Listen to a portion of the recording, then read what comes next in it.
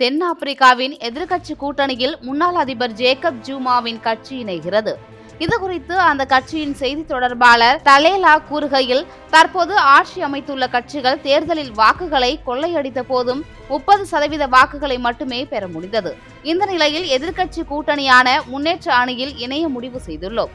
கருப்பின மக்களின் பொருளாதார விடுதலைக்காக அந்த அணியில் இணைந்து அரசுடன் போராடுவோம் என கூறியுள்ளார். நிறவெறியிலிருந்து தென் ஆப்பிரிக்காவுக்கு சுதந்திரம் வாங்கி தந்த ஆளும் ஆப்பிரிக்க தேசிய காங்கிரஸ் கட்சி கடந்த மாதம் 29ஆம் தேதி நடைபெற்ற பொது தேர்தலில் முதல் முறையாக பெரும்பான்மை இழந்தது.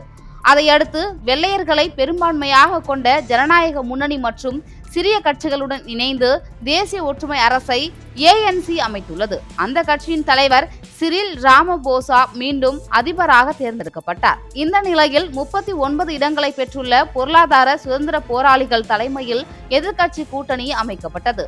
அதில் தற்போது ஜேக்கப் ஜூமாவின் MK கட்சியும் இணைகிறது. ஊழல் வழக்கில் சிறை தண்டனை பெற்று தேர்தலில் போட்டியிடுவதிலிருந்து தகுதி நீக்கம் செய்யப்பட்ட ஜேக்கப் ஜூமா ANC கட்சியின் தலைவராகவும் நாட்டின் அதிபராகவும் இருந்தவர். இந்த தேர்தலில் அவரது MK கட்சி 58 இடங்களை கைப்பற்றி 3வது இடத்தில் உள்ளது.